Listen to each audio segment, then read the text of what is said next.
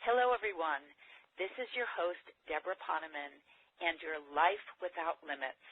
And I'd like to welcome you to our call with today's guest, Rydall, who will be sharing with us how to discover your real destiny and manifest it now.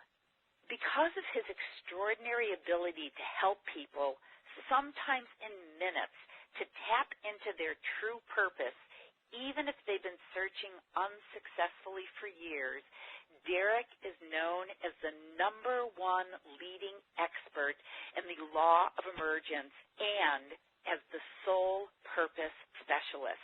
A little bit about his background. After a life-changing near-death experience, Derek first attempted to become a monk, then a minister, then cloistered himself in his apartment without TV or news and meditated for years. He eventually emerged to become a best-selling author, internationally renowned life coach, and a consultant to Fortune 500 executives, as well as to Emmy and Academy Award-winning actors and actresses. As a highly sought-after spiritual teacher, he's touched tens of thousands of people around the world, helping them heal lifelong traumas and tap into their soul purpose, and rapidly accelerate their transformation and connect with a self that has never been hurt and needs no improvement, giving people a power and confidence nothing can stop.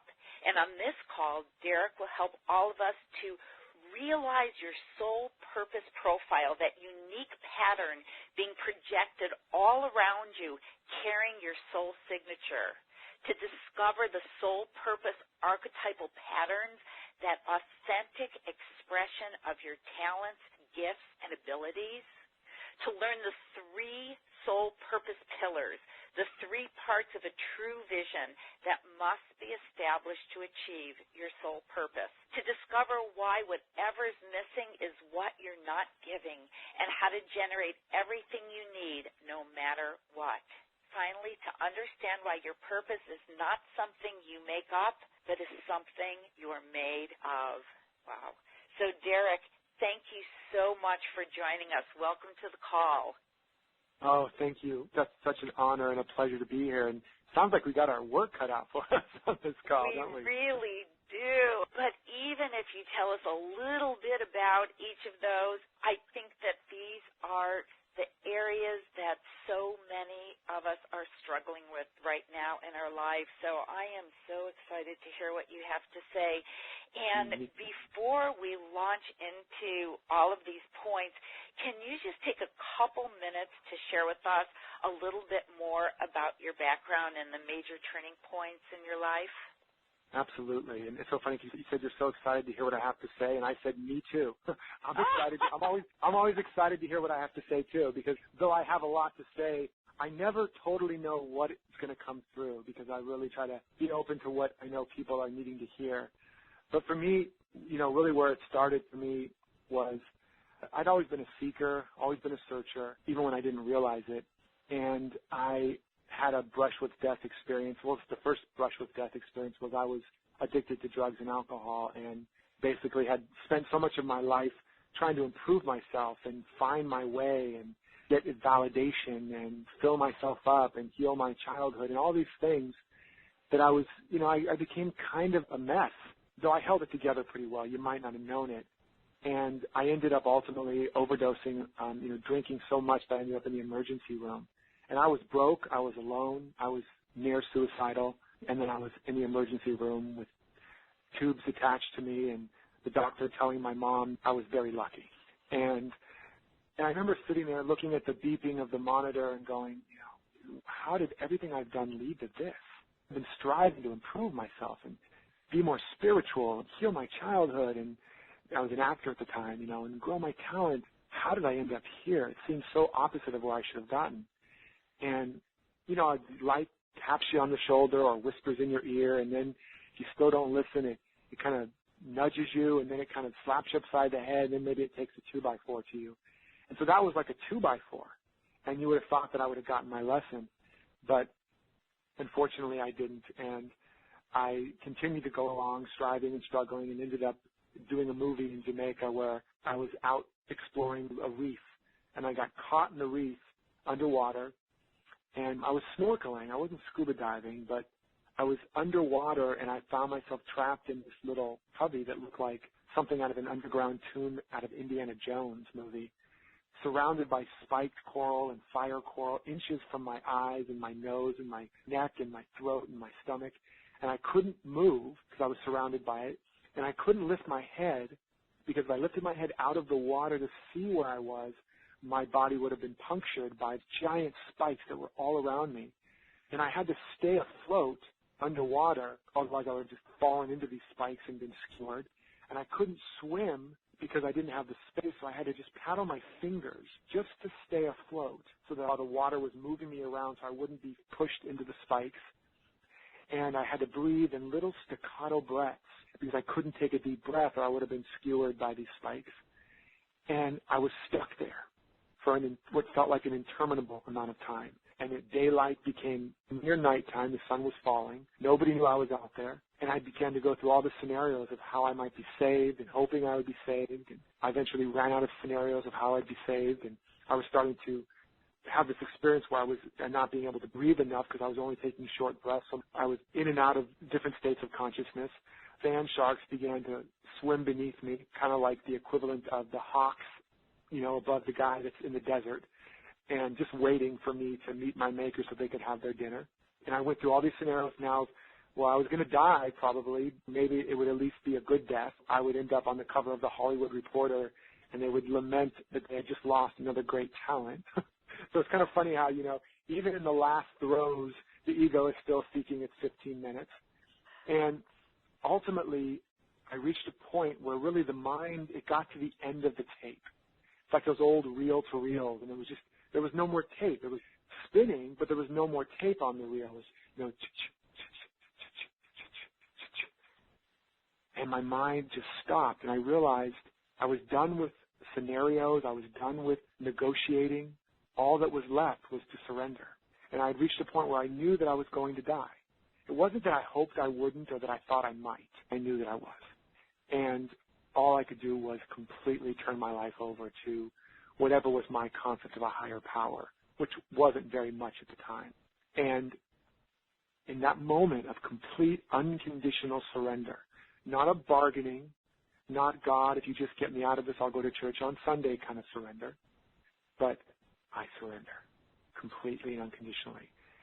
This wave came, or the water it just literally lifted me up and placed me on the one spot that wasn't covered in fire coral outside of the water, where I could stand up for the first time and see this labyrinth I had been caught in, and this little pocket I had been stuck in, and that the exit was literally inches away from me the whole time. It was like a flash. It was a metaphor for my whole life.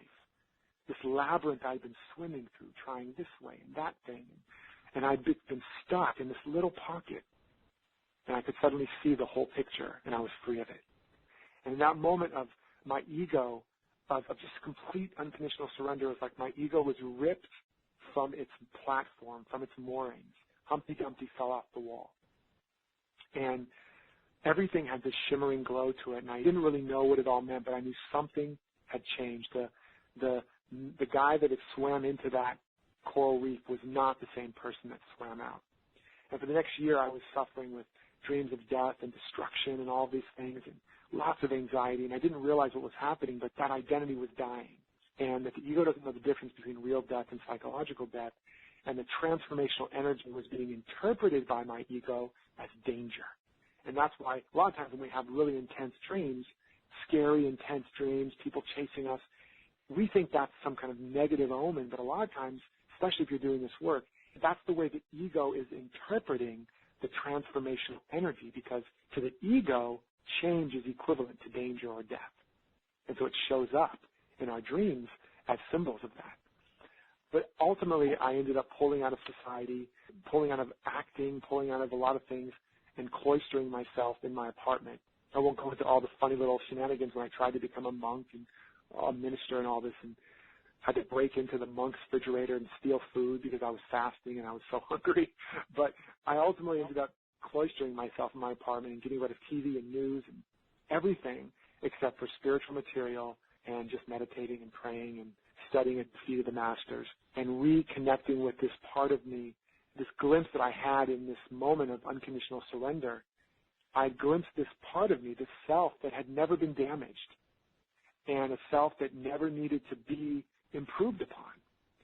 This whole journey I've been struggling with, why it drove me to addiction and drove me to near death several times, and because I was trying to improve a self that didn't exist. It was a fiction, and I was trying to heal an issue, an error, an ailment that didn't exist. Who I really was had never been harmed, and who I really was already complete. As it says in the scripture of the Bible, that what God has wrought, no man can put asunder, meaning what the divine intelligence has created, no human experience can ever diminish or destroy or damage. I saw that directly. And it also says, who by taking thought can add 1 cubit to his stature, meaning all of our actions and our thinking and our manipulations can't improve ourselves at all, because what the divine intelligence has already created is already perfect.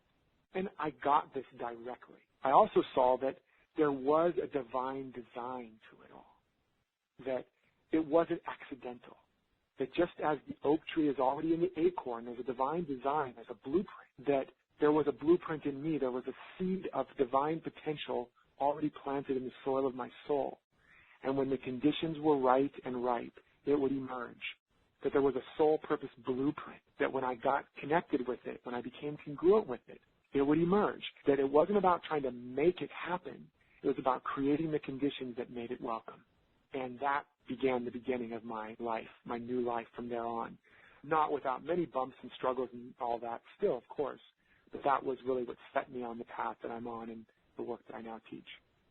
Yes, you know, I've heard that story several times before, and every time I hear it, first of all, it is like an adventure story like Indiana Jones when you're crossing the squirrel. But the fact that the way out was there the whole time, and everything is just such a metaphor, I think, for all of our lives. And you said something at the end, which is one of my favorite parts of your teaching, and that is that the divine potential is already in our souls. And what we have to do is create the conditions for that divine potential to emerge. And I love what you are teaching now. And I have to say, Derek, that a lot of people say, oh, I never know what I'm going to say, or I can't wait to hear what I'm going to say. With you, I cannot wait to hear what you're going to have to say, because I really feel that you are a clear channel. And what you're sharing now is really the essence of what so many people are struggling with. There are 1,000,001 people out there teaching how to discover your life's purpose, but you come from such a unique angle. And if you can just share with the people on the line who feel that they don't know what their purpose is, or maybe they think that they know and they go in a certain direction and they run up against obstacles and they doubt that that's their real purpose. And I just have a feeling that you have something new and fresh that's going to give people great insight on how they can begin to live that soul's blueprint. So can I just ask you to take it away? Absolutely. And one of the things I want to start off with, because I think there's some clarification that needs to happen around the idea of purpose and the idea of vision. These are some terms that get thrown around. And the first thing I want to talk about is that we think that having a vision for our life, or the value of a vision, is so that we can get a good job, or, you know, that if we have a good vision, we'll lose some extra pounds, or if we have a good vision, we'll make some more money. But vision, being tapped into the vision for your life, you could look at it also as being tapped into just who and what you really are and why you're alive. As I like to say, a vision is not something that you make up. It's something you are made of. Your purpose, it's not something you make up. It's not just some new agey kind of success principle. It is your very essence. It's who and what you are. And it's why in Proverbs it says, where there is no vision, the people perish. It didn't say, where there is no vision, the people have a bad day. You know what I mean? It didn't say, where there is no vision, the people don't lose those last 5 pounds. It said, where there is no vision, the people perish. Like, whoa, what does that mean? That's how important it is. A society that lacks vision begins to decay. It moves into decadence, decadence. We're seeing signs of that in our own society. We're also seeing the signs of a vision trying to emerge.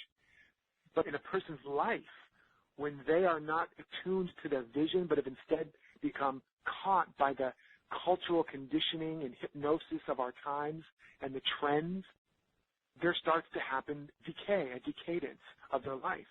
And so being tapped in, knowing your vision, being connected to your vision, your true purpose, it's not about a job. That's another thing. People just think, what's my purpose? What they really are saying is, what's my job? That's not what a purpose is. It will include the work you do, but it's so much more.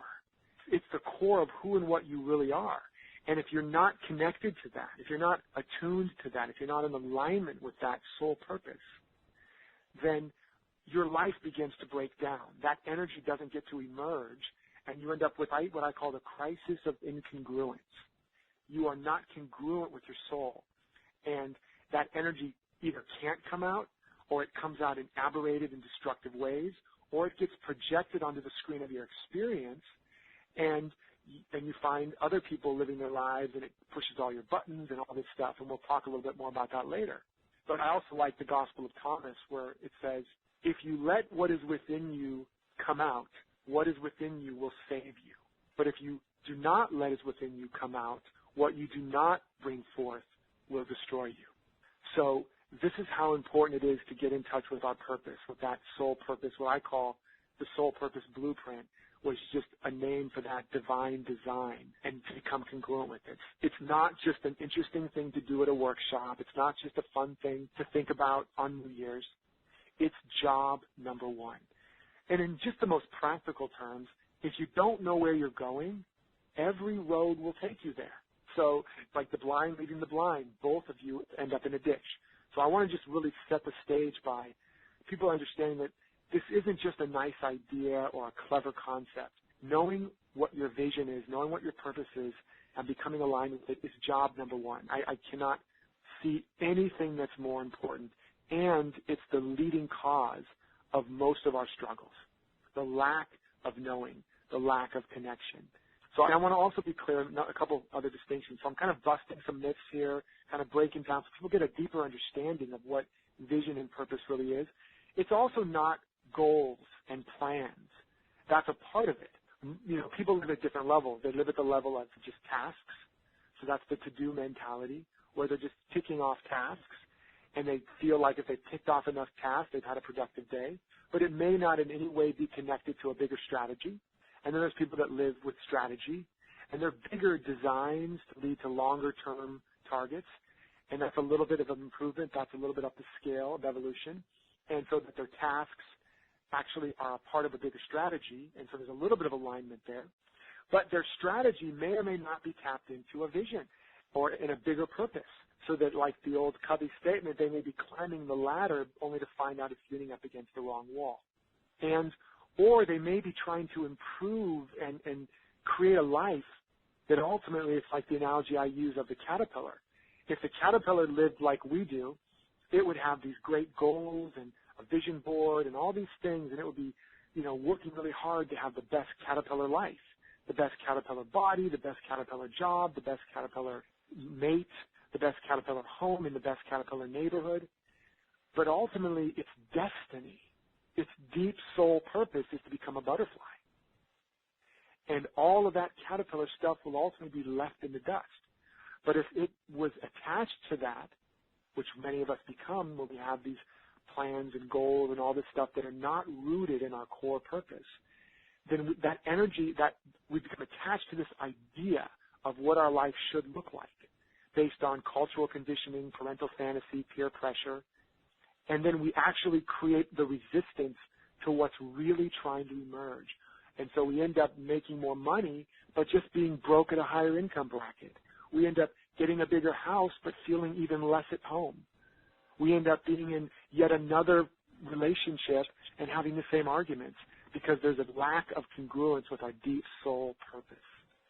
So I want to start by just really shaking up a lot of those ideas around why a lot of our work on purpose and goals hasn't been working, and the danger of creating all these goals and plans without it being rooted in our sole purpose.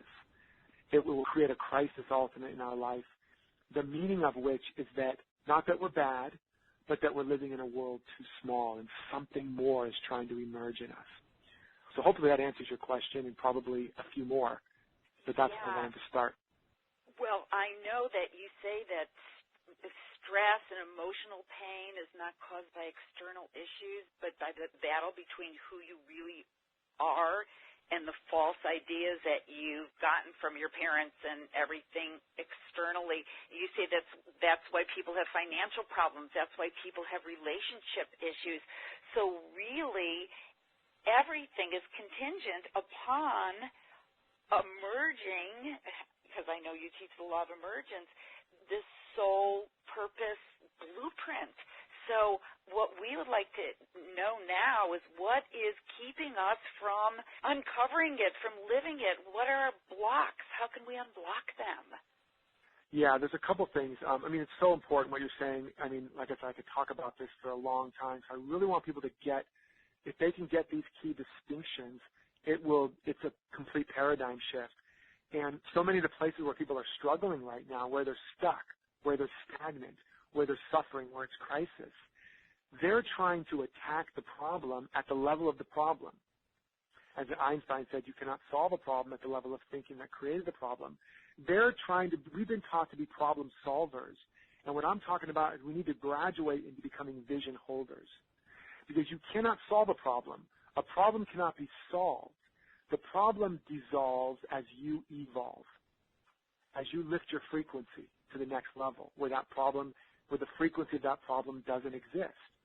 And all of our attention, whether it's a struggle with finances or a struggle with a relationship or a struggle with, work, we're trying to use all these techniques and things to get a better job and improve our money and heal our relationship. And I'm not making that wrong, but it's kind of like training wheels. And if it's not working for you, it's because there's a stronger impulse that's trying to emerge.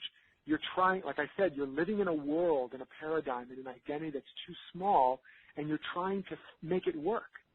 It's like the acorn, when the oak starts to emerge, it's a much bigger life that's trying to emerge. And if the acorn doesn't understand that its deeper soul purpose is emerging, and it'll just see the acorn shell breaking up and think, oh my God, I got a problem with my shell. I got a problem with my sense of protection and safety. Oh my God, my identity's cracking. I'm going crazy. My life is falling apart. I need to, bring in some people to teach me how to repair acorn shells. I need to bring in some people to teach me how to be a stronger, more confident acorn.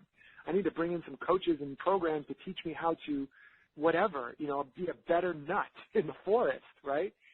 And that's where a lot of us are at, instead of going, wait, what if all of this breakdown is really the opening for a breakthrough? What if my crisis is really an evolutionary catalyst?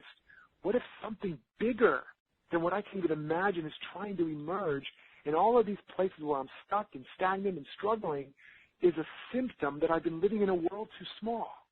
I've been asking the wrong questions. Instead of asking how to fix this and improve this, to ask what is trying to emerge in my life? What is the larger vision, that deeper purpose? Who am I really? And why am I really alive? As my prayer has been for years, God, more than I want to fix, change, manipulate, or heal or control anything or anyone, I want to wake up to who and what I really am and why I'm alive. More than I want to fix or control anything, I want to see it the way it really is. That's the kind of question, that's the kind of intention we begin to move up the evolutionary scale. And many of us are experiencing this now because there's a very powerful evolutionary movement on the planet. And now more than ever, we're being called to get in touch with this divine blueprint because it's emerging on the planet. And if you're feeling that urgency of emergence, otherwise known as an emergency, it's because your soul purpose blueprint is knocking on your door. And that burning desire is not a sign of something outside that you need to go get. It's a sign of something inside that's trying to get out. And it's this soul purpose, and it's calling to you. Now, one of the things I talk about, and we can go into it a little bit today, we'll talk about a couple of them, which is the soul purpose archetypal patterns. And it's important to understand that there's 12 patterns altogether. And it's important to understand, and there's different categories. There's the receivers or the seers. There is the transformers or the connectors. And then there's the builders or the creators. And there's 4 different types in each one of those. In the seers or the receivers, there's the mystic, the messenger, the artist, and the visionary. And in the transformers or the connectors, there is the teacher, the healer, the activist, and the servant. And then in the builders and the creators or the doers, there is the creator, the builder, the marketer, and the leader. And why it's important to begin to understand that these different patterns exist in us and that we are a combination of them, and that there's 1 or 2 of them that are core, and then there's a handful that orbit around that core. And I haven't really heard anybody else really talk. I mean, we've obviously talked about archetypes, but specific to our soul purpose is because, for example, you might have the artist archetype and feel this artistic movement, and then misunderstand that, because if you don't understand that the artist is in the receiver or the seer category, meaning it's really a perceptual archetype. It's not a doer.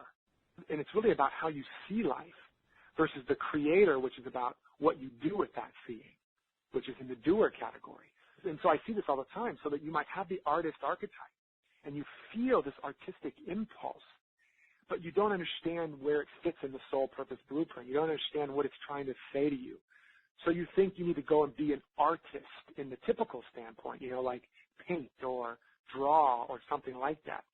And maybe you think I need to make my business around that or whatever. And then you pursue that, and it doesn't really work. And you wonder, why am I so frustrated? Why am I struggling? Why is this not working? And you don't understand that you may be a scientist. You may be a teacher of science, or you may be a creator of scientific theory, or a builder of scientific theorems or something, like an Einstein, who also had the artist archetype. And what he did is he allowed the artist to be activated in the field and in the realm that was his core work, his core archetype as a scientist. And so that's why his science, he would do things like thought experiments and be traveling on beams of light, and he was very poetic and very, artistic, as he allowed the artistic archetype to be activated in him. And on the converse, there are scientific thinkers and very left-brain type thinkers who also have the artist in them, but they feel like it means they have to abandon their science or their, engineering or whatever it is and go be an artist. And so they don't want to do that because they love that. And they don't understand, no, they're being called to activate the artist within their science, within their engineering, within their political life, within their doctoring, whatever it is. And suddenly, an area of their life that has been somewhat stagnant or barren of real depth and meaning, suddenly it comes alive for them, because they didn't understand that the artistic impulse didn't mean they had to go start painting stuff, It meant they had to let the artist archetype come alive in their medical profession or in their scientific profession. Suddenly, levels of insight and depth and understanding and new ideas and new possibilities and a new vitality fills that area of their life. Is this making sense, Deborah, so far? Yes, it makes absolute sense. It's a huge aha for so many people because they've been struggling to know, how does these things fit and have these impulses, like the healer. This is a big one. The healer is in the transformer. And by the way, you can look at these archetypes like the body. The seer or the receiver or the seer is the head, and the transformer or the connector is like from the throat to the heart, and that sort of connects to what gets downloaded as the seer-receiver archetypes, and then it gets connected to the throat, which gives voice to it, or the heart, which allows to connect it to others, and then the doers, which connects to the arms and the legs, and that's what allows it to come into form. It's like the whole body. So some people have the healer archetype. Many people listening do. And they think it means they're supposed to start a Reiki profession, or do some kind of healing practice, very specific, because they're feeling that impulse and that call and that attraction. And they don't understand that it's not necessarily, it may not be their core archetype. Their core archetype might be artist creator. And they might be meant to paint or to create plays or whatever. And they might, not realize that what they're really meant to do is activate the healer archetype in their art rather than try to be an artist over here. And I've seen this, and you've probably seen it too. They've got one area, they're trying to sell their paintings, and then over here they've got their Reiki business on the side. And they're wondering why neither are working or neither are taking off, and they're feeling kind of split. And when they get clear through this soul purpose blueprint type of work and these archetypes, they realize that what's really my core, and this is a question you can ask yourself, is if I had to choose, what could I not live without? Those are the core archetypes, your soul purpose archetypes. And so you might go, well, I just couldn't not paint. I know I want to heal, but I just couldn't not paint. Then you start to ask, well, if I have the healer, what would it look like to fully activate the healer in my painting, in my art? Or I'm a teacher. I want to write and teach and speak. I don't want to heal. What would it look like? What would it feel like? Who would I be to activate the healer? And so we begin to discover that all these archetypes, because what's happening is when we don't understand the soul purpose archetypes, we are repressing, denying, or blocking these very profound and powerful energies that are trying to give life and dimension and purpose and meaning to the area that we're endeavoring in, and they will bring it alive and prosper it and open it up to such profound breakthroughs. Or we don't think it belongs there, or we are trying to do multiple things and we're just completely split. So that's the value of beginning to understand these archetypes and, really open up to them. We can talk a little bit more about that. Of course, I go much more in depth in my program around that. But just beginning to understand that's what's going on in you, you start to go, oh, that's why I feel these inner conflicts and confusion. I'm trying to make these things fit in ways that just don't fit. It's understanding those soul purpose archetypes. And so you can ask me any questions you have about that, or we can move on to another. Well, I do have some questions, and I'm sorry to be so practical, but I know that what people are going to say is, I know what my archetype is. I know what my soul wants to express, what its blueprint is, but I have to make a living. What do you say to those people? And let's say maybe it's to bring forth their music. Maybe they know that the gift that they've been given from God is to be a cellist or something like that, yet they have 3 kids to feed. What would you say to them? Yeah, and the first thing I would say is when they say I know what it is, I always want to challenge them, because I've worked with enough people to know that so often when they think they know but they're struggling, it's because they don't really know. When they suddenly get that click, for example, the archetype of the activist. They're like, well, I'm not an activist. And suddenly we realize, we look at their life and we look at all the things they're doing, and they're always advocating. They're always advocating, always advocating. And they don't see it because it's so close to them. And when they suddenly discover the activist archetype, which is another name for that is the advocate, they're like, oh my God, that is so me. And then they ask, what would it look like to allow that fully and completely as the artist? Because there's artist activists. Like the guy that paints those whales and stuff and all the ocean stuff, he's an activist for that kind of stuff. And if he didn't realize that, if he was just trying to be an artist, but didn't, and also really cared about whales, but didn't realize his real mission was getting the message of saving the whales, it wouldn't have come together with the power and the potency and the clarity. That's why this is so key. I get it. Yes, I just got the distinction. Yes, it's brilliant. No, it's amazing. It'll pop people open. They'll be like, oh my God, it's like suddenly bringing these disparate parts together, and then suddenly the energy that's been being diffused by being, fragmented or being repressed because we've been holding that down. We're trying to just make a living as an artist instead of fully embracing our activist. And there's another piece in what I call in the Soul Purpose Blueprint called the Heartbreak Bridge. And it's looking at those places in our life that break our heart, that anger us, that we just feel like, God darn it, why didn't somebody do something about this? And, of course, that's a projection of where our work lies and a clue to what our soul purpose is. And so as the activist, when you suddenly put those pieces together, it's sometimes the equivalent of putting the 2 wires together that have been separated all your life, and there's a spark, and suddenly you come alive and you have an insight and a vision of what you're really supposed to, the direction you're supposed to go with your work. and all these opportunities suddenly come clear, and all these ways you can use it, and oh my God, the energy, you start to turn on the divine power plant, and instead of waiting for the energy to come to you, you start generating it. So that's the power of this. In terms of, we've got to make a living, that's a whole nother conversation. The first thing is getting clear on, because it's two separate things. As you get really tapped into the purpose and you activate those archetypal patterns and you start to remove those vision blinders, which we might talk about a little bit later, what happens, because who you are is already trying to emerge, because if you've been praying and setting an intention and desiring, it's already trying to emerge. And that energy, that oak tree is trying to emerge, but it's bumping up against all of these limited beliefs and patterns that you're still holding on to.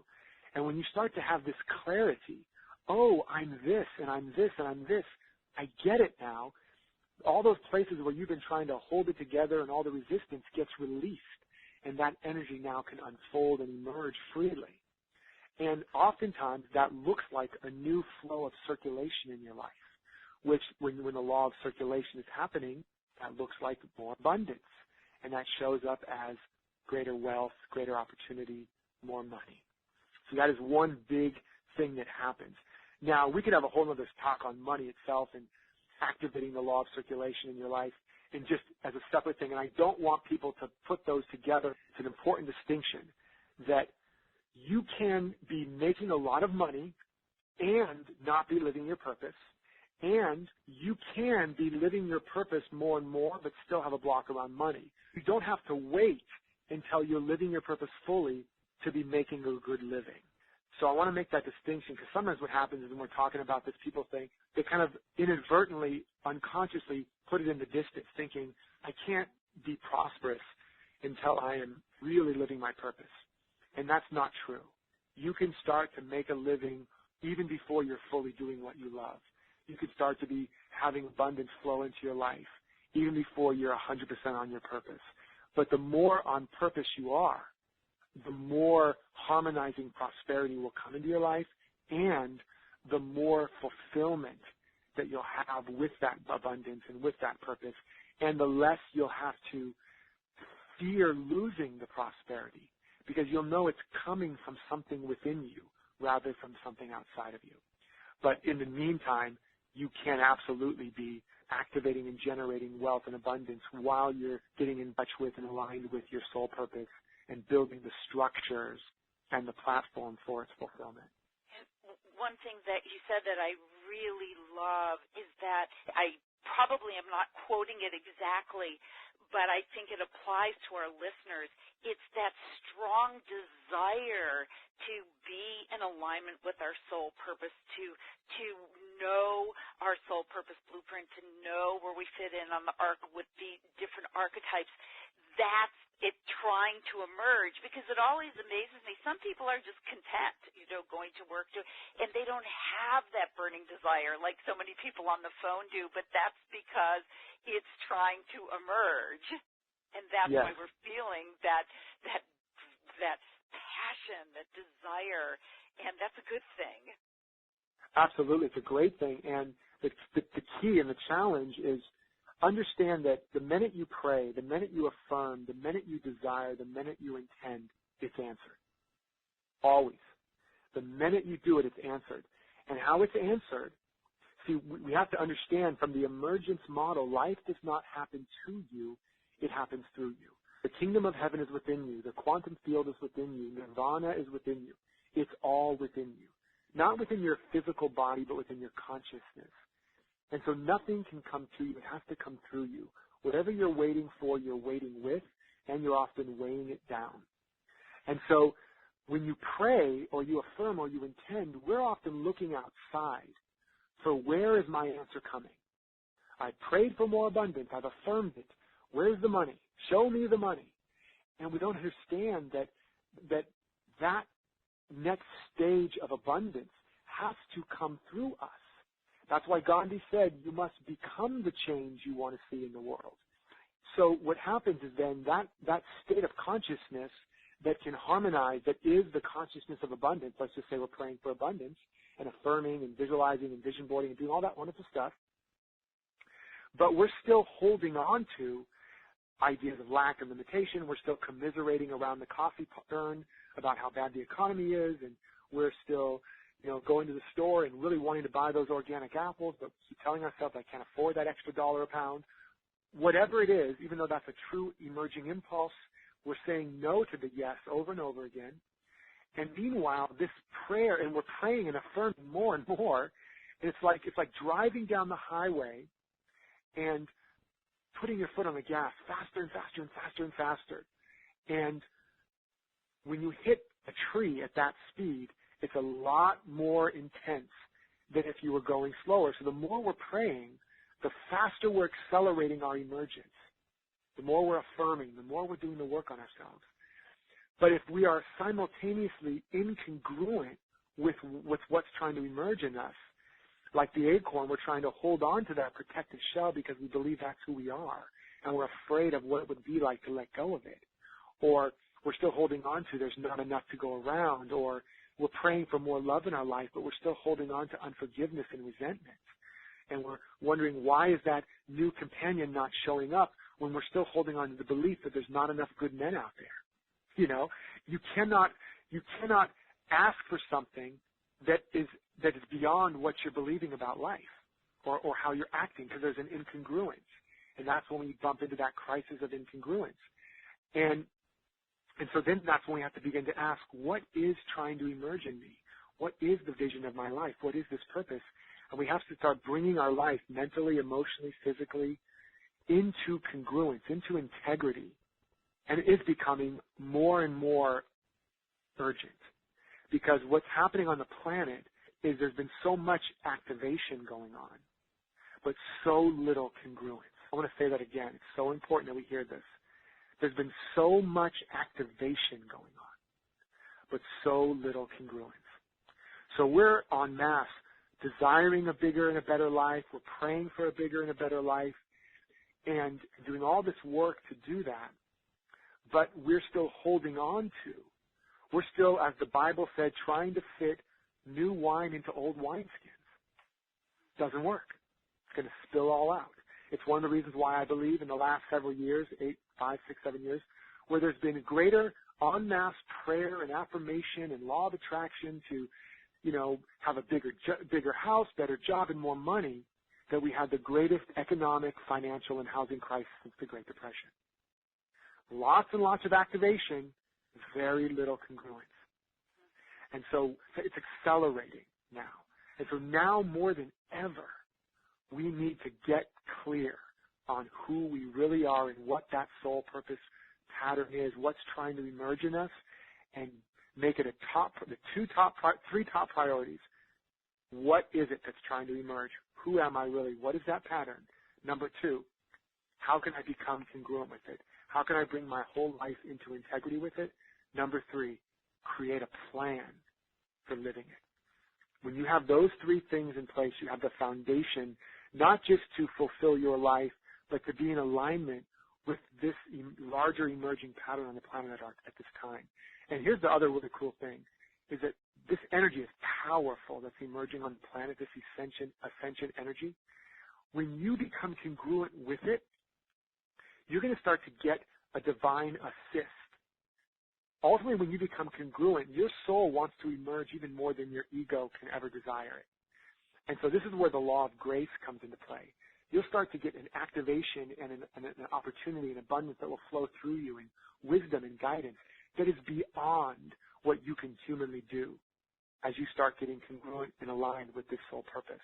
Because it's just one dimension of a much larger idea.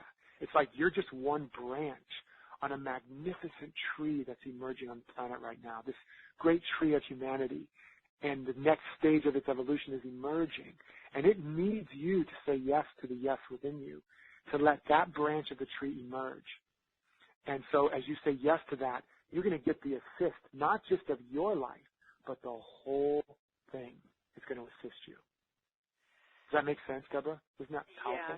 Yeah, it's so incredibly powerful. And I had so many questions, and you just kept answering one after the other. And one of the questions that I was going to ask you is that you say that there are things that block our ability to see our purpose and to commit to it fully. But I think that you said some of them are like holding on to resentment and lack of forgiveness, anything that creates incongruency, I assume, are those things that will block our ability to see our purpose. There's 2 points on that. The one is that we can begin to notice specifically your vision is made up of 3 components. I call this 3 soul pillars of your soul purpose, or the 3 pillars of your soul purpose. There's the feeling, the being, and the doing. And most of the time, we're just focused on the doing and the having. Sometimes more and more now we focus on the feeling, but we rarely focus on the being and the becoming. And understand that all 3 of those have to be standing strong to hold the platform of your purpose. And when you look at your life, and you can just do this exercise, you can just imagine if I was living my greatest possible life imaginable, if you know what that is, or even can begin to reach for that, who would I be? How would I act? How would I walk? How would I talk? Or maybe it's just one area of your life. Like if I was living the highest vision in the area of abundance or in the area of my relationships or whatever, who would I be? And you imagine what that is. You imagine how you'd be feeling, who you would be, how you would hold yourself, how you would walk and talk. And then you ask, and then you describe that and you write that down. And then you look at, if somebody was to look in on my life right now and eavesdrop and describe who I'm being now, you get another snapshot. And now you look at the gap between those 2. And you notice that who you're being now is not at all who you would really be, how you would be, the qualities you'd be activating and expressing and exercising, and how you would feel. And so many people are waiting. Well, I'll be more, courageous and faithful when such and such happens, or I'll be more generous when I have more money, or I'll be more loving and kind when they're loving and kind to me, or I'll be more, confident when I've got some success under my belt. No, got it backwards. If you activate the consciousness of gratitude now, because you've already got it, that gratitude is tuning the dial of your consciousness to the station where that good already is playing, like a radio. The universe will start giving you more and more things to be grateful for. If you activate the consciousness and begin to walk and talk and be in the confidence as if you were living your vision, then that is the congruent conditions that will now begin to emerge in your life, things to be confident about. The success will come. It comes after confidence, not before. So, and if you manage to force yourself into sheer will, sheer, success principles, and just wedge yourself into some kind of success, but you don't already activate and embody the character of confidence or abundance, then you will believe your success and your wealth are coming from that thing or that person, and you will become a slave of it. And then you will find you will have to contort, manipulate, you will be afraid, you will have to keep on a hamster on a treadmill. You will not possess it. It will possess you. So that's so important that we do that. It's very important. That's the congruence piece. And we want to begin to get congruent with our life now. For some reason I have there's all these biblical sayings, because I know a lot of people, that's a part of our tradition, but many of us don't understand how much real wisdom is in there, because it's been covered up by so much dogma and doctrine. But it says in the Bible, where 2 or 3 are gathered in agreement in my name, there I am in the midst of them. And what that means, metaphysically speaking, the 2 or 3 is really those different dimensions of ourself, the feeling, the being, and the doing, the unconscious, the conscious. When those parts of us, what we say, what we do, what we feel, and what we think, when those are all in agreement in my name and nature, meaning the nature of our true spiritual essence, our true nature, our soul purpose, when those become in agreement, in integrity, then it manifests. There I am in the midst of you. It manifests. So this is a powerful, powerful principle of congruence. But the other piece is what I call the vision blinders or the vision blurs. And it's important for people to understand that there are a handful of things that are happening at often an unconscious level that block them from even seeing the vision and feeling it fully and then committing to it completely. And I'll just say them quickly because you'll recognize them. A lot of people will recognize what they mean. But the first one is the escape fantasy. And this is where you can, every time you try to imagine your vision, all you can imagine is a life of rest and relaxation, sipping Mai Tais on the beach somewhere, traveling, because you're so exhausted from a life of struggle that your mind, what it needs first is relief. And so I see this all the time. The best they can imagine is escape, and it's called the escape fantasy. And it's one of the things that blocks us from our real vision. And the way out of that, by the way, is just to allow yourself to really fantasize about that, imagine it, and then ask, if I had that, now what would be next? The next one is, and of course there's a lot more to that, but I'm just giving them quick little thumbnails, is premature practicality, or the cursed hows, as Mike Dooley would call it. And this is where the vision is trying to emerge in you, but it bumps up against this premature practicality mindset, which is you immediately hear yourself going, yeah, but how would I do that? Yeah, but how's that possible? Yeah, but what about, how would I get from here to there? And you're already into practicality. You're already into figuring it out. That is a dream killer, a vision destroyer. You want to lock that part of you outside of the vision studio and give yourself enough time to just soak in the vision. What if? What if? What if? Who cares about how? Who cares about when? Who cares about if it's possible? Just allow yourself to luxuriate in the possibility, because most likely what's trying to emerge in you will seem impossible.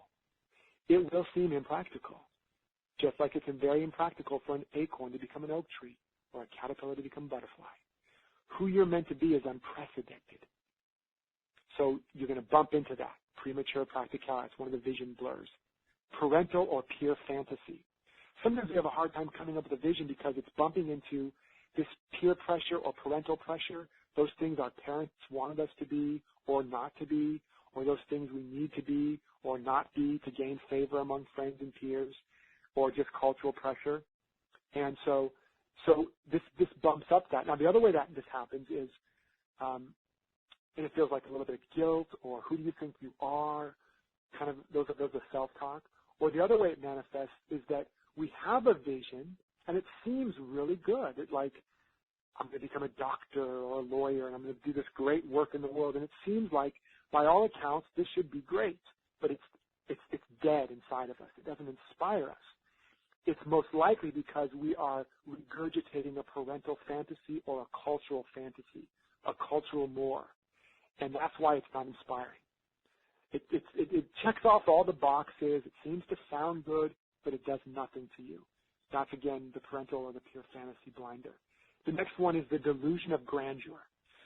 This is where you're trying to come up with some big vision, some world-changing, earth-shattering, transcendent thing, and it's just not, or you think you should.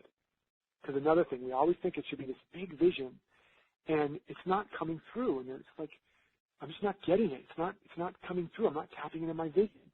And so we start to feel like we're not tapped in, we're not connected, and we just ignore or deny or don't see right in front of us the real vision that was there all along, which is potent and powerful and carries a grand essence, but it might never, ever land us on the front page of anything. It might just be being the most magnificent parent in the world, but it could carry the same grandeur of being the Christ, of being the Buddha, but it's as parent. It's not going to be on a stage. It's going to be on the stage of your family. But because we've been so indoctrinated, even in this movement, that it has to be big and grand and all these things, it's like those movies, where the love triangles, and the guy is seeking the cheerleader, and she's like the big, hot person that, of course, he should be in love with. And he's doing all this stuff to get her, and all along, the woman that was really meant for him was his friend and was there all along, but she was, there was nothing special about her in terms of what the world says is special. And only after struggling and losing everything does he finally come to realize, you were my true love all along. This is the delusion of grandeur. And this blocks a lot of us from seeing our vision that's speaking to our heart right in front of us.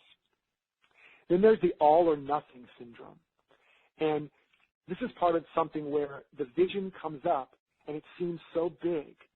And we think it means we have to quit our job, leave our family, join the circus, or, get on a plane to Africa or nothing.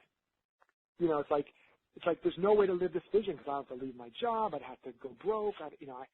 And so it blocks us from having the vision, from embracing it, from articulating it, from defining it and designing it, because we think we have to jump right into the deep end. And that's not true at all. You may have to jump out of a plane at some point, but you don't have to do it without a parachute, because after all, that would be really stupid, right? Because you're going to die most likely. And so the all or nothing syndrome is when we feel the vision, and it's a big vision, and it will eventually require us to do big things, and we can't even get with it because it scares the what out of us, because it bumps up against all of our structures of security. But we have to still say yes to it. We have to embrace it. We have to start writing it down and being with it and asking, how can I begin to live into it now, right where I am? And, of course, I walk you through much more of that in my programs, but you want to notice that. And then there's the values conflict. I'm going to go through these last few just really fast, but I think this is valuable. I can feel that people are going, oh, my God, yes, oh, that's me. Oh, my God, that's what I'm always thinking. And the values conflict is where we value two things, but in our mind they're mutually exclusive. Like, we value success, and we value being out there in a big way, and we really also value family, and maybe we value our privacy. But because of early experiences, we developed a belief that if I get successful, I'm going to lose my family, because we had a parent that the more successful they got, the more the family fell apart. Or we value our privacy, and we have a belief that if I get really successful out there, I'm not going to have any time. And so unconsciously, we're sabotaging and not allowing ourselves to embrace the vision or fully commit to it, because in our mind, if we start to really get successful, we're screwed. And so you want to discover and identify those values conflicts, and you can begin to rewire them so that, as an example, it might sound like, the more successful I get, the more deeply connected I am to myself, to my spirit, and the more time I have for myself. And the more time I take to connect with myself and to be with myself, the more successful I become. And we literally wire those together, and what fires together wires together. So, again, I walk you through more in depth, but sometimes just hearing that, you can start to look at your life and look and see, where am I stuck? Where am I struggling? What are some of the things I value that seem to be at odds?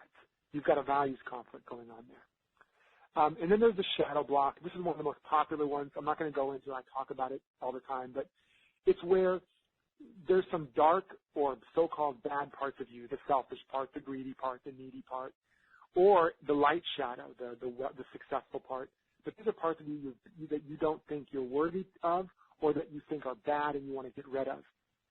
And you might want to be a big, speaker in the world, let's say, but you're afraid people are going to judge you, and they're going to think you're selfish, you're arrogant, whatever. And you think you're afraid of what they're going to judge about you, but what's really going on is that you already have those judgments about yourself.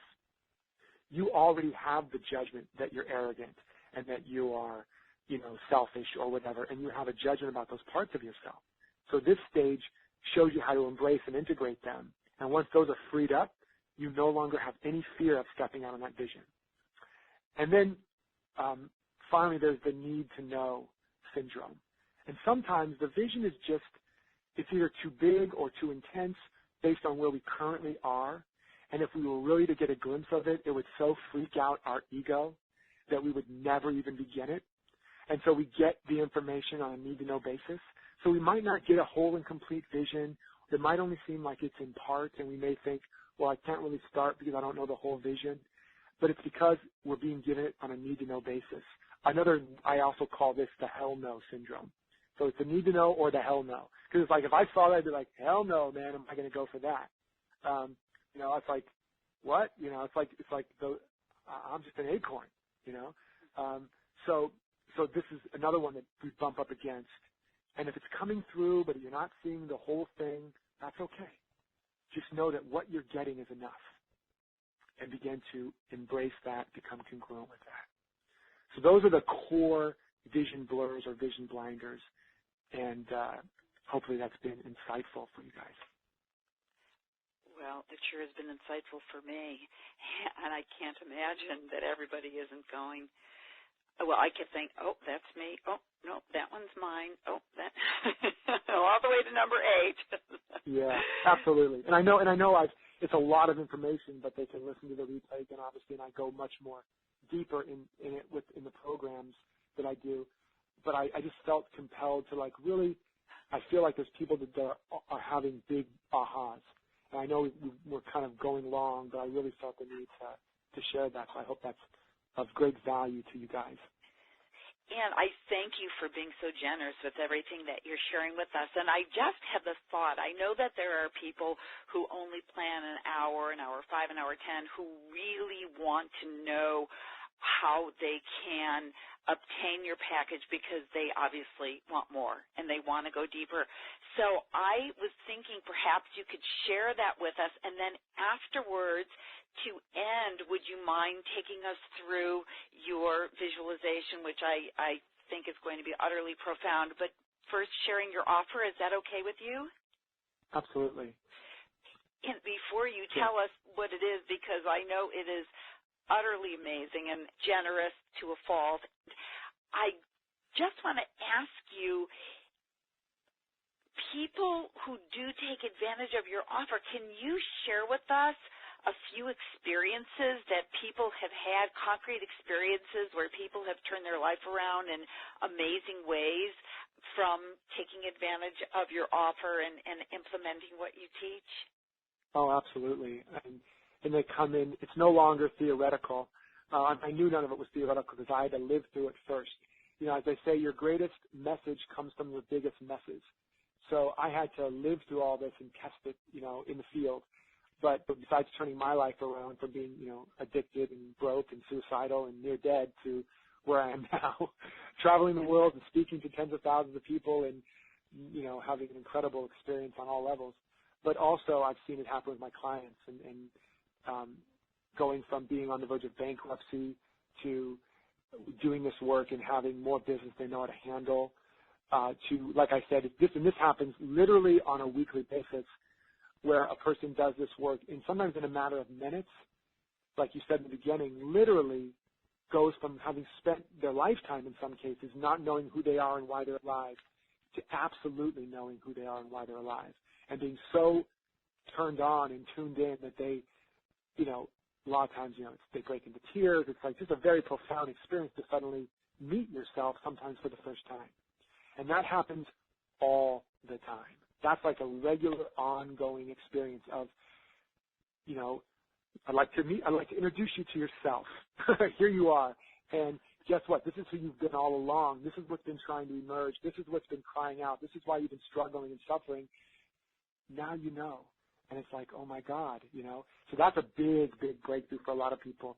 And then that leads to people developing their businesses, like I said, and having more work, going from being out of work to suddenly having multiple job offers, in some cases having physical healings, being able to finally write that book that's been in them, getting a book published, going from being one person who recently had been struggling with almost no money in the bank, started doing this work, and in a couple of months suddenly made, went from making, $500 in a month to making $8,000. So just really concrete breakthroughs. People that have left relationships because of it, because they got clear and they were able to finally move on. People that have been alone most of their life, who were suddenly in a most passionate, engaged relationship than they've ever been, and I hope it's okay I can say this, having the greatest sex of their life. So this activates. We don't mind that. You don't mind that? Okay. It's like all the chakras get turned on when you get tuned in. And so it's like all of that, when you get in touch with who and what you really are and you become congruent with it, it's like ding, ding, ding, ding, ding, ding, ding, things start getting turned on. And everything you've been waiting for, because you've really been waiting with it, it starts to unfold in your life. And it'll unfold according to what's uniquely needed for your particular pattern and path at this particular moment in your life. Okay. Now we really want to hear the offer. So everybody, you can go to www.yourlifewithoutlimits, which is certainly what this is about, yourlifewithoutlimits.com/purpose, PURPOSE, yourlifewithoutlimits.com/purpose. Can you tell everyone what they're going to find there? Absolutely. They're going to find a lot, first of all, because I really wanted to do something. We're at a very important juncture in our history right now. What's happening, the transformation on the planet. More than ever, we need everyone that's listening to say yes to the yes in them, to start getting congruent with that the branch of the tree that they represent, because as they do, we will create a critical mass on the planet, and the shift will happen that we're all waiting and wanting and hoping and knowing is possible. So we need you. So I wanted to create something that would take you through step by step by step from wherever you are to tapping into that soul purpose blueprint, to unpacking those archetypes that are unique to you, to getting crystal clarity, no more confusion, to unlocking and releasing those blocks or those vision blurs so you could know who you are, know why you're alive. And then I wanted to give you some other things so that you wouldn't be doing this alone. That would include, and you can read down this while we're talking, but that would also include an ability to work with me personally at different levels depending on your needs and your desire. So as you're working on this, I'm also including in this multiple bonuses that are only normally for my private $1,500 a month coaching clients. And you're going to get those for free. And those will augment the work you're doing in the Soul Purpose Blueprint. And I'm also including the original foundational Law of Emergence program. That program alone originally went for I think it was $597 when it was done live. I'm giving you that for free. So you have the foundational principles for the Law of Emergence. And then I'm also giving you a free month of group coaching, which goes for $197 to anybody else that's not listening, that they'll actually have to pay that much. If you don't do this and you want to sign up for a group tomorrow, it's $197. I'm giving you that for free. And the reason is because I want you to have the chance to have a community that will support you and to have me. So you can say, Derek, I'm working on the soul purpose. I'm working on the archetypes. I'm confused. What is my purpose? And I literally work with people on those calls. It just happened again today. In literally a matter of 5 minutes, they had a breakthrough. They knew what their purpose was like never before. I wanted you to have the chance to have that experience. And so I'm giving you a month of that for free, where you can have 2 or 3 sessions, up to 3 to 6 hours on the phone with me, where we can work on this stuff during this group coaching session, and you can work with me personally during those sessions. So that's absolutely for free as a part of this package. So you don't have any excuses for not doing the work. Because that's the key. I don't want this to become just more shelf improvement. I want it to become real self-improvement. And we don't want it to just make your shelf, either your virtual or your literal shelf, look more nice and pretty and, hey, look at all this good stuff I got on my shelf. No. I want it to become real transformation.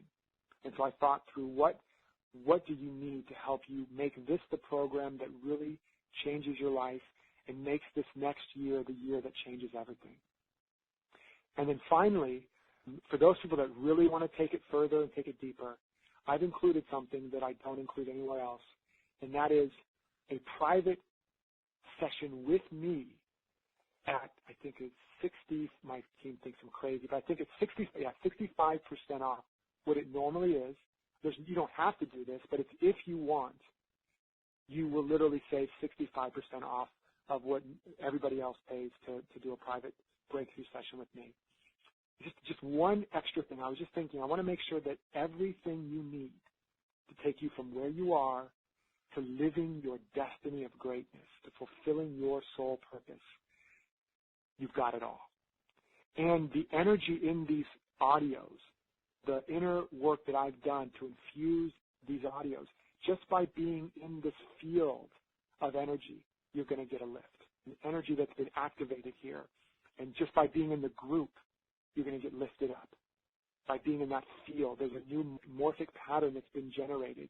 And you'll just be able to rise up. And many people have an accelerated breakthrough because they're getting lifted up. They're standing on the energetic shoulders of the work that's been done.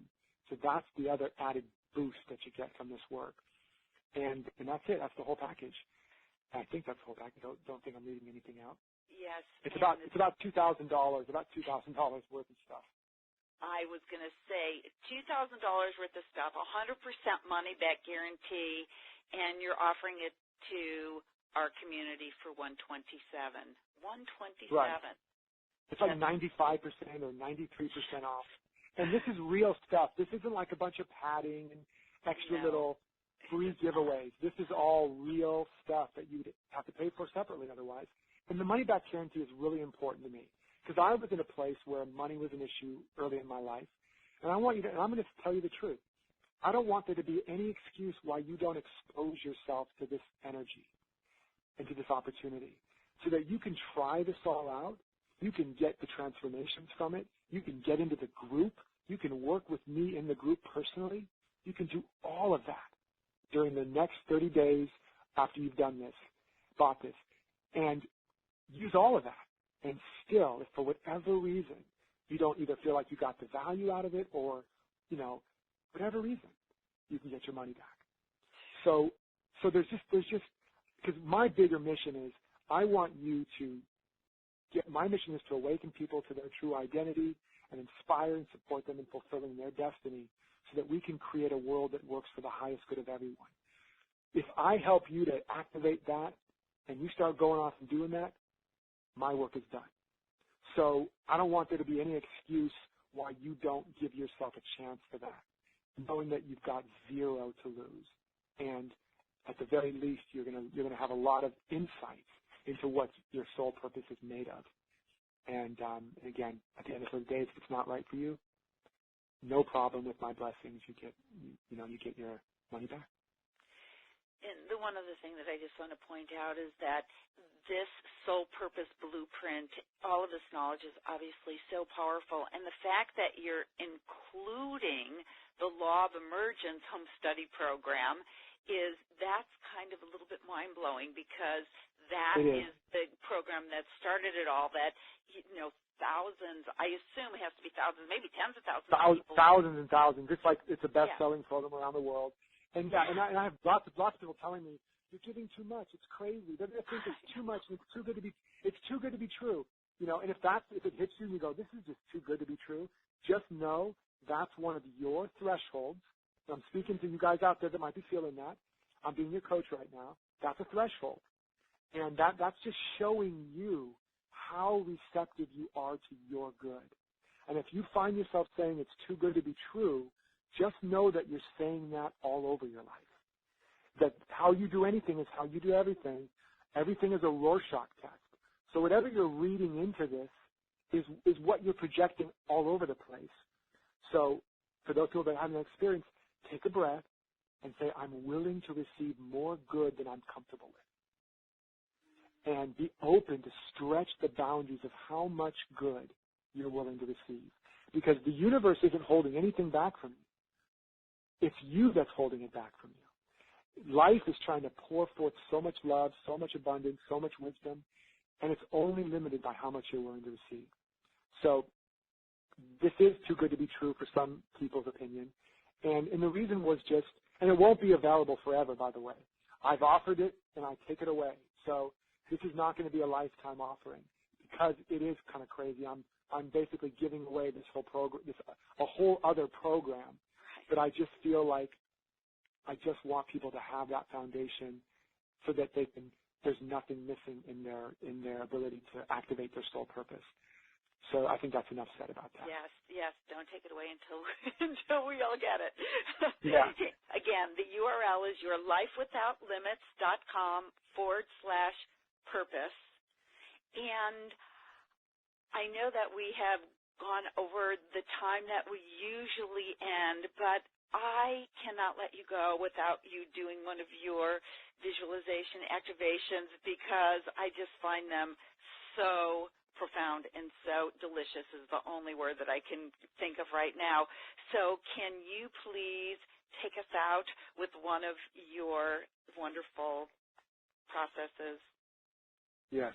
And the only requirement I'm going to say to everybody is if you're interested in the program, because what happens so often is people get so deep in this that they just go off and forget. Don't forget to click back on that link and let us know, because people get so deep in this process when we leave them at the end. But basically, I want people to take a moment, and this can be a life-transforming moment for you, because what's going to happen right now for you is that we're going to activate a higher frequency. And for some people, it's pretty intense, and it can bring up intense light. It can allow things to be, break through and healings to happen.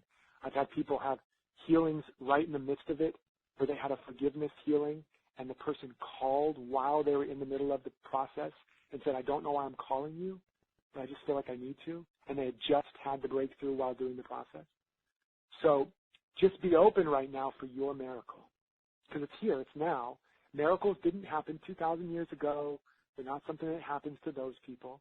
A miracle is an instant demonstration of reality with a capital R. And it's here, ready and waiting for you. So take a nice deep breath and just release. Surrender to this power and this presence and this love that governs the whole universe and that is living your life, beating your heart. And take a moment to open your heart to that highest desire, that highest vision for your life. Not worrying now about what's possible, what's practical, what's reasonable, but simply opening up to, if I could live the life of my dreams, what would it look like? What would it feel like? Who would I be? What would I do? What would I contribute? And just let yourself play in that vision state. Let yourself see it, feel it.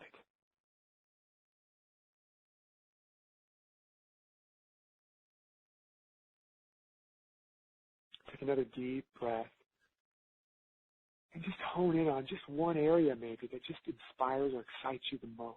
Maybe you see that when you walk in, people just congratulate you. Everywhere you go, people embrace you and love you. You don't have to even know why. Maybe you come home and your beloved throws their arms around you, lavishes you with love and attention. You get to describe and design it exactly as the way that truly inspires and opens your heart and moves you. Maybe you speak or you go someplace and you get a standing ovation, and people come up to you afterwards with tears in their eyes, so grateful, and they take your hand in theirs and say, thank you for what you did for me. Or you get emails of people saying how much they love you and appreciate you. Or you open up your bank account and you see you did it. You made it, that number. Or you get the call, it's that job. Let yourself really play in a way that just turns you on. Like a child, they don't come up with visions and dreams that are boring and dull. They come up with the ones that make them the most exciting. Give yourself permission now to do that. And take another deep breath. And as you release it, let the good feelings, whatever good feelings you're having, expand to fill your heart. And give it a color. And take another deep breath into your heart. And as you exhale, let that feeling and that color expand to fill your whole chest. And you can see it or feel it or just think it. It's expanding. And take another deep breath, and as you exhale,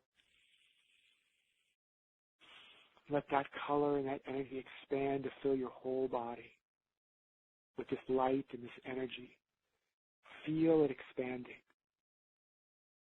The visionary vibration. Now take another breath, and as you exhale, hold your hands up and feel the energy. Face your hands forward, your palms forward. Hands up, palms forward. And feel as you exhale, the energy is radiating out of your palms, radiating from all of your being, filling your space. And you can see the energy and the color radiating and saturating everyone and everything in your life, including and especially any place that has any negative energy or challenging energy, any relationship where there seems to be challenges. And now I want you to imagine the earth in front of you like a small ball, right in front of your hands. And as you feel this energy that's coursing through you, feel it coursing down your heart, down your arms, and out of your hands, saturating the planet. And see it and feel it saturating everyone and everything on the planet. And as you do, say a silent blessing. May all beings, all creatures, and all of creation be blessed exceedingly, unconditionally, and without exception.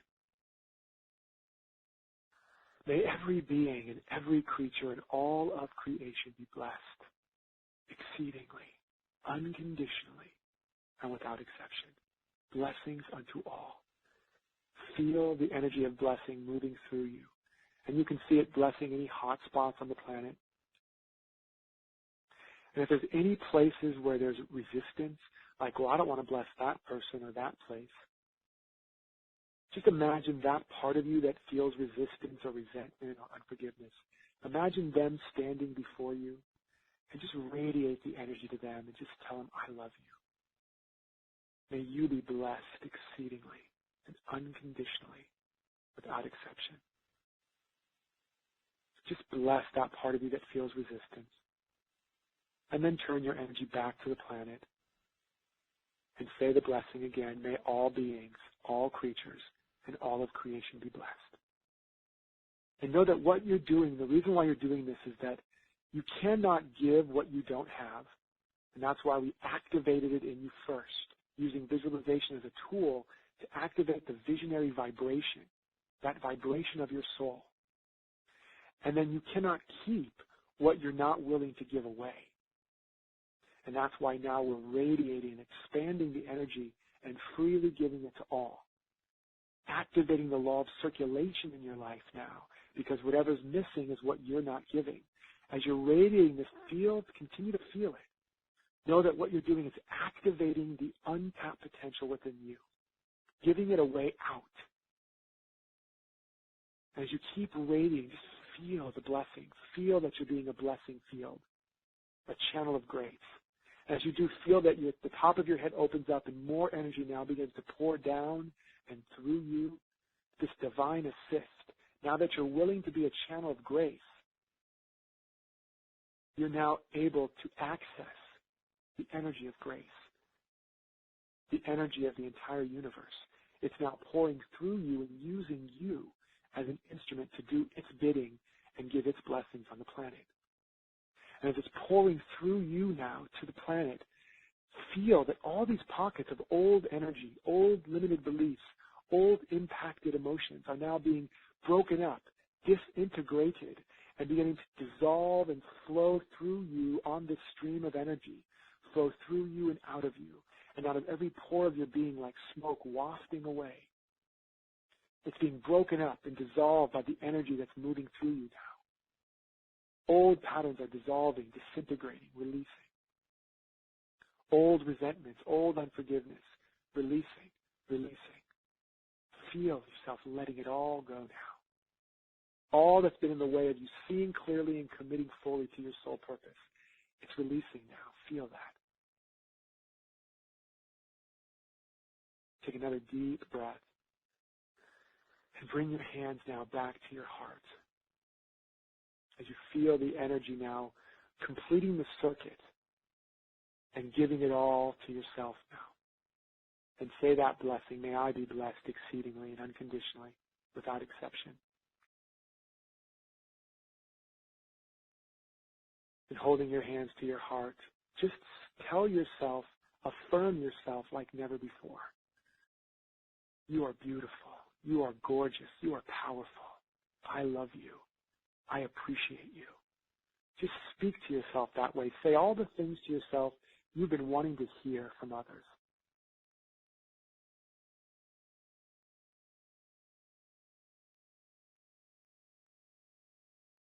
Just fill yourself up love yourself up, and feel how good it feels. Take a deep breath. And once again, opening up to the greatest vision for your life.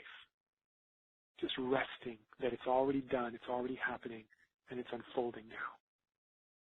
As I drop down into this prayer field, this quantum field, with a quantum prayer, knowing that the work is already done, knowing that all that there is one life, one power, one presence, one love. It's called by many names. It doesn't matter what we call it. All that matters is that we call it forth as the activity of our awareness. And I'm recognizing, because it's already here, it's already broadcasting, but we must be conscious and congruent with it to experience and receive it and express it. We're becoming congruent now. Through this word, I'm activating the law of congruence, knowing that right where every individual is all the power and all the presence and all the love, all the wisdom of God, of infinite good, of this divine loving intelligence that governs everything, that created everything and named it all good. Right now, that is the only law and the only activity, the only substance of these individuals' lives. Right where they are, and everyone and everything that concerns them is all of the genius, all of the wisdom, all of the power, all of the love, all of the companionship, the opportunity, the health, the wealth, the abundance, everything that they need to fulfill their destiny of greatness. It's within them, it's as them, and it is them now. And this word I'm speaking is disintegrating any sense of resistance and releasing that divine essence, that divine fragrance, their true nature and being. And it shows up as fresh insight, revelation, guidance, and direction. It shows up as new opportunity, new relationship. It shows up as whatever is needed for them to live that soul purpose for which they took birth. And it's happening now, on time, and in time, with ease and with grace and with dignity. Take a deep breath and just receive that. You're whole. You're home. You have it all. Now. Now. Right now. Carry that vibration in everything you do. And just allow for gratitude to well up now. As we just bask in thanksgiving. It's already been given. We're grateful. Thank you, life. And so it is. Amen. Derek, thank you so much on behalf of everybody listening for being with us today. This has been beyond amazing. It's been my true honor and pleasure as always. I really look forward to working with you all individually and being on the group. If you got something out of this, I just feel a lot of your energy, and I know I'm going to be meeting some of you. And I'm just really, really excited about what's emerging for you, and just really want to have the opportunity and the honor to help you absolutely have that breakthrough that you're praying for. And so I look forward to meeting you online, in the group, however it manifests. It's going to be awesome. Yes, I just have to say one more time that I highly encourage everyone to go to Derek's special offer and experience it for yourself. I can't even imagine a greater gift that you can give to yourself. And I'll say the URL one more time, yourlifewithoutlimits.com/purpose, and there you will see one of the most complete and really powerful offers I have seen, and I thank you for putting it together for us. And one more time, Derek, thank you for spending this time with all of us. We greatly, greatly appreciate it. Oh, thank you for having this platform and being such a powerful, gracious collaborator in this divine, dance that we've been doing. It's been my pleasure, and I look forward to meeting you all again, and I just love and appreciate you all. God bless you. And thank you to all of you for spending this time with me and with Derek Rydall And I, too, look forward to when we will be together again and to you living your life without limits. This is Deborah Poneman. Have a glorious remainder of your day. I know you will. Bye for now. No, you will. Bye for now. No, you will. Bye for now. No, you will. Bye for now. No, you will. Bye for now. No, you will. Bye for now. No, you will. Bye for now. No, you will. Bye for now. No, you will. Bye for now. No, you will.